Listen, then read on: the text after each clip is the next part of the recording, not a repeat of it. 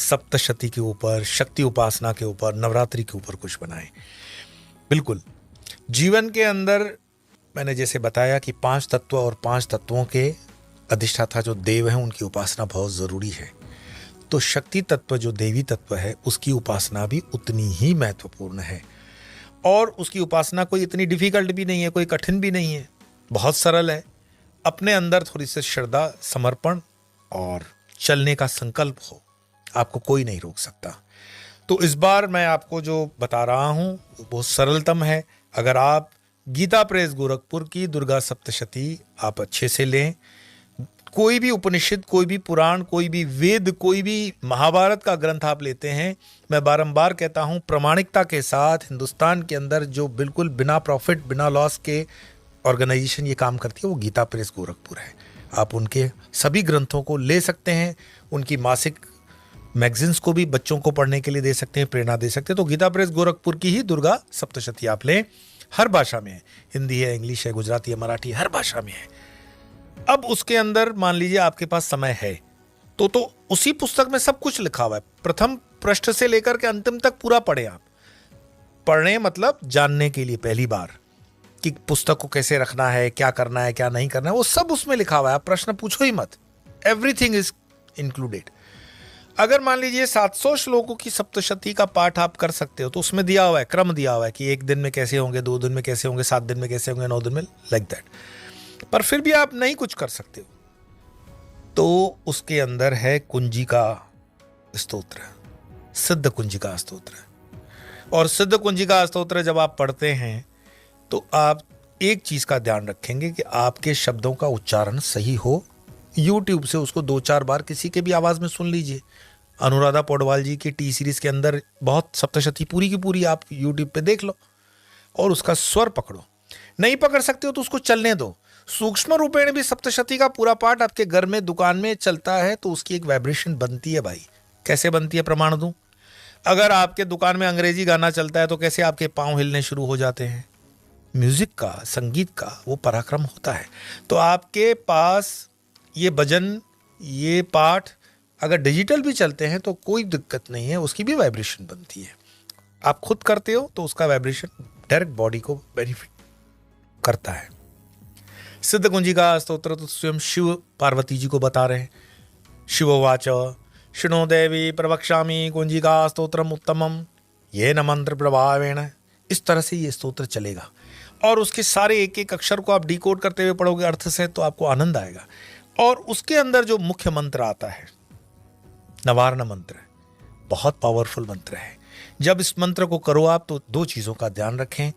आप अपना आसन हमेशा बिछाएंगे, आपका आसन आपका होना चाहिए, किसी और का नहीं, और वो अपना आसन किसी और को नहीं देंगे। मतलब न किसी का लेंगे न किसी का देंगे, ठीक। बाकी आसन शुद्ध हो गया, माला शुद्ध हो गई। माला कभी गले में नहीं पहनते हैं जप वाली, वो मैं कई बार कह चुका हूं। अगर आपका सामर्थ्य है तो ज्योत वगैरह आप जलाएंगे तो बहुत सुंदर है। बहुत लंबे तक नहीं जला सकते हैं तो क्षणिक मात्रा भी उसमें से 2-5 बूंद अगर आप घी या तेल लगाते हो, घी वाली अति उत्तम है। नहीं कर सकते तो तेल वाली कर लो। अगरबत्तियां करने से अच्छा है धूप स्टिक आती है वो करो। धुआं ज्यादा हो वो वाला नहीं, लेकिन जो ऑर्गेनिक हो, अच्छे ऑर्गेनाइजेशन की बनी हुई हो। आजकल कई संस्थाएं, धार्मिक संस्थाएं अच्छे धूप बनाती है, उनको महत्व दीजिए। मल्टीनेशनल कंपनियों की अगरबत्तियां और धूप आपको बिल्कुल यूज नहीं करने हैं। अपने सनातन धर्म से जुड़ी हुई जितनी संस्थाएं उनके धूप और अगरबत्तियां आप इस्तेमाल करो, ये निश्चय ले लो। चाइना का माल बिल्कुल नहीं, स्वदेशी बनो। यही सनातन की सेवा है। और क्या करोगे धर्म में? तो पाठ करने से पहले जैसे मैंने आपको बताया, अगर आप पूरा सप्तशती खोलते हो तो उसके अंदर नवारण मंत्र के पहले भी, अगर पहले पेज से करते हो तो उसमें कवच है, कीलकम है, अर्गला स्तोत्र है, और इंडेक्स से लेकर के पढ़ोगे समझ में आ जाएगा, कोई बड़ी बात नहीं है। पूजा में कलश स्थापना का एक विधान है। कलश स्थापना क्यों करते हैं? क्योंकि आपके प्रश्न कई बार आते हैं कि हमें पता नहीं हमारा कुल देवी कौन है, हमें तो पता ही नहीं ये कौन है वो कौन है। कलश के अंदर जब स्थापना करते हैं, अगर किसी ज्ञानी से करवा देते हो तो बहुत अच्छा। स्वयं करना चाहो स्वयं कर लो, कोई नियम नहीं है कि स्वयं नहीं कर सकते हो, लेकिन थोड़ी सी जानकारी हो तो बहुत बढ़िया।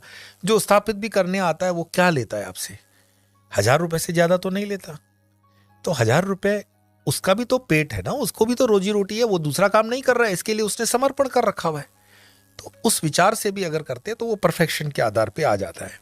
तो कलश स्थापन के अंदर आप देखोगे सप्तशती के अंदर हमें आम्र यानी आम के पेड़ के पत्ते या अशोक, जो अश्वपाल हम कहते हैं, अश्वपाल, इनमें ऑक्सीजनाइजेशन है। ये विज्ञान है, ये अंधश्रद्धा नहीं है। इससे जो एनर्जी बनती है, सिनर्जी बनती है, माहौल बनता है, वो पूरा पॉजिटिव बनता है। तो कलश स्थापित हो गया। बाकी तो भगवानों की जो भी आपके पास मूर्तियां, बहुत ज़्यादा जमा करने की कोई ज़रूरत नहीं है। स्वास्तिक का चिन्ह के ऊपर मैं पिछले कई वीडियो में बोल चुका हूँ, स्व में आस्था, यही स्वास्तिक है। स्व में आस्तिक बनो, यही स्वास्तिक है। तो स्वास्तिक जब हम करते हैं तो गणेश जी का स्थापना हो गया।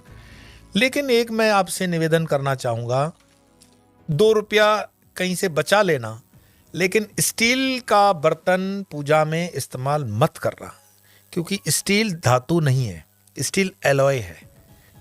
एलॉय समझते हो? धातु तो पीतल हो सकता है, तांबा हो सकता है, सप्त धातु हो सकता है, उसकी एनर्जी अलग बनती है। ये लोखंडी जो हमने बर्तन अपने खाने के भी बर्तन जो स्टील के कर दिए ना, उस दिन से पेट की बीमारियां हो गई, क्योंकि फौलाद को पचाना, एलॉय जो है फौलाद है, फौलाद को पचाना बड़े बड़े वीर नहीं कर पाए भाई। तुम स्टील के अंदर जो ये खाना बनाते हो, ये स्टील की मानो कि माइक्रो से माइक्रो लेवल भी आपके पेट में जा रही है, तो उससे आपकी डाइजेशन पावर, अपच पावर खराब हो रही है। हमारे पूर्वज इतने बेकार नहीं थे, पढ़े लिखे थे भाई, ज्ञानी थे। आज पीतल के बर्तन के अंदर खाना खाने का जो गुण आयुर्वेद आपको बताता है, वो आपको पता है कि आपकी 50 बीमारियां दूर कर देगा। ये एल्यूमिनियम में तो जहर है खाना बनाना। तो उसका आप लोटा जो बनाओगे कलश, स्टील का मत बनाना, वो आप मिट्टी का बना देना। गड़ा, मैं बोलूंगा मिट्टी के जो गड़े बनाते हैं ना कुम्हार, वो रख लेना, बहुत अति उत्तम है, लेकिन स्टील का मत बनाना। तो पीतल का हो, तांबे का हो, मिट्टी का हो, वो कलश स्थापित कर लेना। और मान के चलना, जब आप पुस्तक पढ़ते हो तो बड़े आदर से, गंभीरता से और मन स्थिर करके करना। मन स्थिर करने का मतलब है छोटा सा, जैसे श्वास प्रश्वास को ठीक कर दिया, इधर उधर ध्यान मत देना। भूल से भी मोबाइल सामने मत देखना कि मैसेज देखते इधर उधर बीच में जो उठाने की आदत पड़ी हुई है ना पूजा के बीच में, ये कहीं आपको उसका पुण्य नहीं देगा। मोबाइल को थोड़ी देर के लिए अपने से दूर, ये रेडिएशन से बच जाओगे और शांति के अनुभव में आ जाओगे। मोबाइल को दूर रखो, ये व्रत रह सकते हो तुम। और नवारण मंत्र का अनुष्ठान आपकी श्रद्धा अनुसार 108 करो, 1000 करो, 10,000 करो, 1 लाख करो, आपकी कैपेसिटी में। किसी भी चीज का अति मत करना। गीता में लिखा जरूर हुआ है, यज्ञ दान तप। तप का मतलब उतना ही तप करो जिससे ये शरीर टिक जाए। शरीर ही चला गया तो फिर तप का क्या फायदा? हम तप कर क्यों रहे हैं? आत्मा उन्नति के लिए ना, आत्मज्ञान के लिए। अगर ये शरीर उसका माध्यम है, वो शरीर टिकेगा नहीं, तो फिर इतना तप करोगे क्या? तो उपवास वो करो जो तुम्हें डाइजेस्ट होता है। एसिडिटी हो गई, शरीर बिखर गया, डॉक्टरों का बिल आ रहा है, मत करना। ऐसा कहीं किसी वेदों में नहीं लिखा हुआ है कि अपने को कष्ट देकर, अपने को मार करके तुम ये सब करोगे। नहीं, मन प्रफुल्लित है, करो। सुबह में लगता है डायबिटीज है, नाश्ता करना है, कर लो। कोई परमात्मा डंडा लेके नहीं खड़ा हुआ है कि नहीं सुबह तुम बिस्किट नहीं खा सकते, कि तुम नाश्ता नहीं कर सकते। ऐसा कोई नियम नहीं है। ये नियम एक डिसिप्लिन के लिए है। ये नियम अध्यात्म की चरम सीमा नहीं है, ये तुम्हें डिसिप्लिन करने के लिए है। तो थोड़ा सा जब तुम शास्त्र पढ़ोगे, ये गीता प्रेस गोरखपुर के, इसमें पूरी फरस्त मंगवा लो, सारे बुक्स उसमें लिखे हुए, उनको पढ़ना शुरू करो। खुद पढ़ो, औरों को पढ़ाओ। जैसे ये वीडियो तुम देखते हो तो और कुछ नहीं कर सकते हो, तो दूसरों का ज्ञान वर्धन करने के लिए आगे तो भेज ही सकते हो। ये दान तुम कर सकते हो। अब मैं अपने स्वयं के अनुभव क्या बताऊं। सप्तशती तो सप्तशती है। इस बार भी हम अपने आश्रम में सप्तशती का आयोजन करेंगे और हो सका तो लाइव उसकी टेलीकास्ट भी रखेंगे।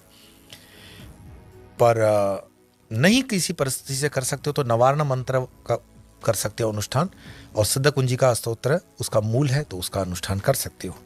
मेरे अपने अनुभव से बताऊं तो सिद्ध कुंजी का स्तोत्र, मुझे एक बार रात को किसी का फोन आया था, मेरे विशेष परिचित थे, तो उन्होंने कहा कि मैं आत्महत्या करने जा रही हूं। मैंने कहा क्यों भाई? अब कोई आदमी फोन पे आपको बोले आत्महत्या कर रहे हो, उसको नहीं रोकोगे तो कानूनन तो हम भी अंदर आ गए। पर मैंने उसको कोई इस तरह से डर करके नहीं रोका।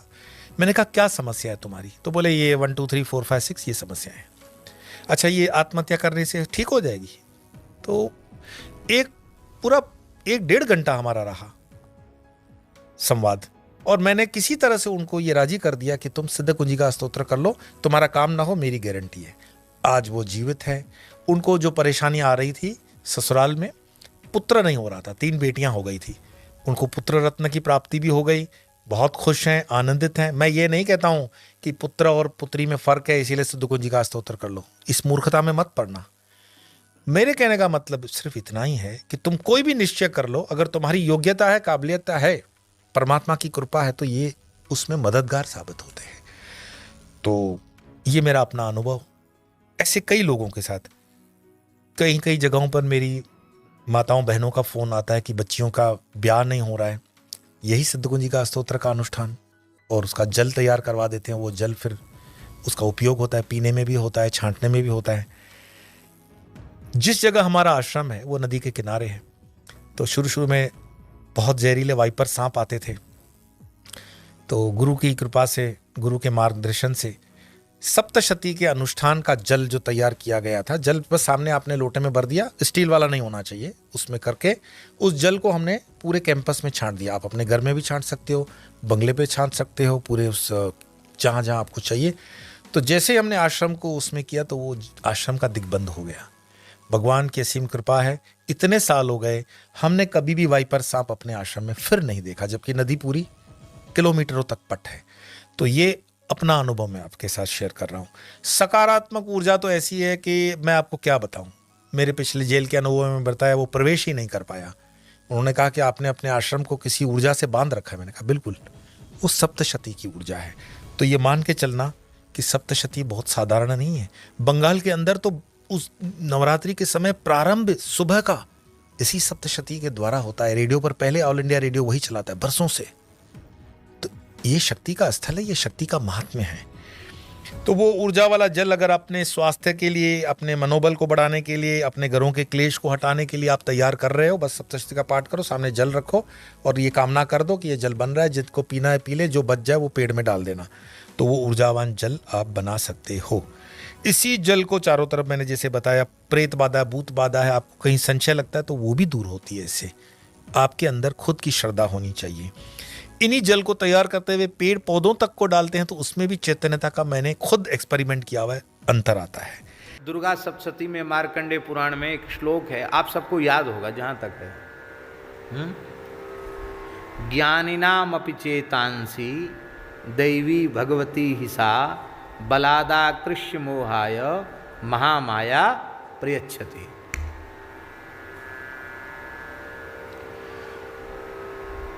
इसी का गोस्वामी तुलसीदास जी ने अनुवाद किया। देखो दुर्गा सप्तशती के मार्कंडेय पुराण के श्लोक है, जो ज्ञानिन कर चित अपहरई बरी आई विमोह बस करई, बस इसी का अनुवाद है।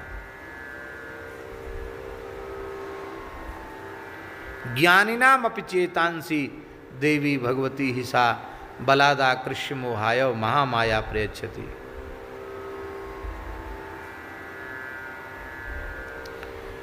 ये माया से मुक्त होने का मंत्र भी है।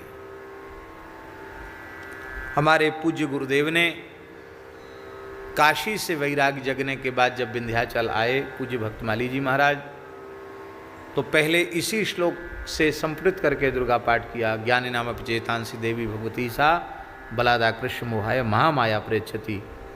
और महाराज जी कहते थे कि ये स्मरण करते ही और अनुकूल भी प्रतिकूल भी अनुकूल हो जाता है भगवती के प्रभाव से। और फिर महाराज जी ने वहाँ कात्यायनी महामाये महायोगिन्यधीश्वरी नंदगोप सुतम देवी पतिम में कुरुते नमः, ये कहकर के महाराज जी ने उपासना की। लगभग 4-6 महीने महाराज जी वहाँ विराजे और बड़ी कठोर तपस्या साधना की। और वहीं भगवती का आदेश उन्हें मिला कि आप ब्रज में चले जाओ, तब वो ब्रज में आए।